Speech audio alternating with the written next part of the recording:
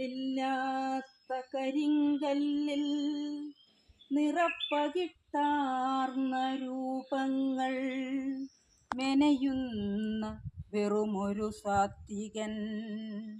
ദേവദേവീ ശില്പങ്ങളിൽ N കരങ്ങൾ അനായാസം ഒഴുകിയിറങ്ങവേ ഉള്ളിലൊരു സങ്കൽപ്പമുണ്ടെന്നും എൻ്റെ അമ്മയാണത്, എൻ്റെ അമ്മയാണത്.